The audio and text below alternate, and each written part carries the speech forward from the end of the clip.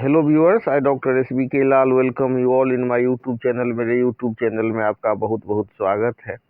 जैसा कि अभी आप करंट न्यूज में देख रहे हैं कि भूमि विवाद के मामले में पुलिस की भूमिका को सीमित की गई है। तो और कहा गया है कि पुलिस जो सक्षम प्राधिकारी हैं उनके आदेश पर काम करेगा। तो ऐसा पुलिस की मनमानी के लिए को रोकने के लिए किया गया है। तो आइए समझते हैं कि जमीन संबंधी मामले में सक्षम प्राधिकारी कौन होते हैं जो निर्णायक भूमिका अदा कर सकते हैं। तो भूमि से जुड़े मामले में सक्षम पदाधिकारी सामान्यतः होते हैं अंचल अधिकारी CO, अनुमंडल पदाधिकारी SDO, जिला पदाधिकारी DM और कुछ मामलों में राजस्व न्यायालय, सिविल कोर्ट। तो इस तरह से जमीन का जब हस्तांतरण होता है तो उसमें सक्षम प्राधिकारी की भूमिका होती है कि क्या भूमि का हस्तांतरण माने स्वेच्छा से हुआ है, कानूनी प्रक्रिया का पालन हुआ है या सक्षम प्राधिकारी से वैध अनुमति ली गई है। तो इस पर यह निर्भर करता है। और सक्षम प्राधिकारी से अनुमति लेने के हेतु आवेदन देना होता है और उसके बाद दस्तावेज की जांच की जाती है। रजिस्ट्री, बिक्री पत्र, भूमि मूल्यांकन, खतियान, रसीद, जमाबंदी यह देखा जाता है। उसके बाद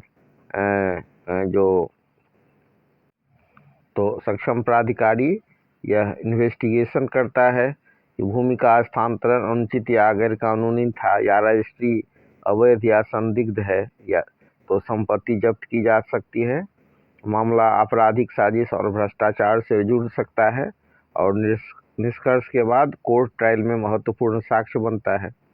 अब जो अभी हमने देखा न्यूज में कि पुलिस की भूमिका को सीमित की गई है। तो भूमि स्वामित्व तय करना पुलिस का काम नहीं। पुलिस केवल कानून व्यवस्था, हिंसा की रोकथाम, FIR और जांच में सहयोग तक सीमित है। तो इस तरह से तो बिहार या भारत के अन्य हिस्से में भूमि विवाद आम है। ऐसे मामलों में सक्षम प्राधिकारी का मतलब है कि वह अधिकारी जिसे कानून के अनुसार भूमि से संबंधित निर्णय या अनुमति देने का अधिकार प्राप्त है। यह प्राधिकारी भूमि के कब्जे, उपयोग, लेन देन या सुधार कार्यों की अनुमति देने में अहम भूमिका निभाता है। इसके लिए आपको आवेदन करना होता है। विवादित भूमि का मालिक या पक्षकार लिखित आवेदन देता है। आवेदन में जमीन का विवरण, मालिकाना हक, विवाद की प्रकृति और जो अनुमति चाहिए उसका उद्देश्य स्पष्ट किया जाता है। आवेदन के साथ भूमि के दस्तावेज, नक्शा, खसरा, खतियान और पहचान पत्र संलग्न करना जरूरी होता है।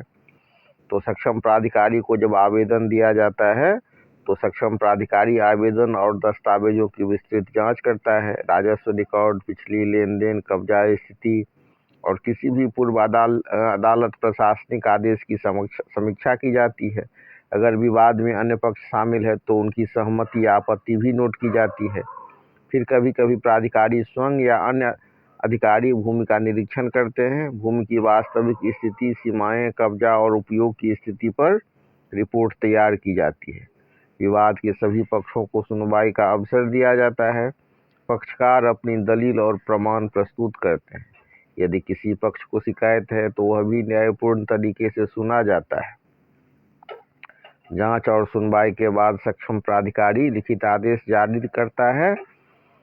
आदेश में यह स्पष्ट किया जाता है कि किसे भूमि उपयोग या कब्जे की अनुमति मिली है, अनुमति की शर्तें क्या है, यदि कोई कानून का उल्लंघन हुआ है तो कार्रवाई क्या होगी। सक्षम प्राधिकारी का आदेश कानूनी रूप से बाध्यकारी होता है। आदेश का पालन न करने पर पक्षकार के खिलाफ कानूनी कार्रवाई की जा सकती है।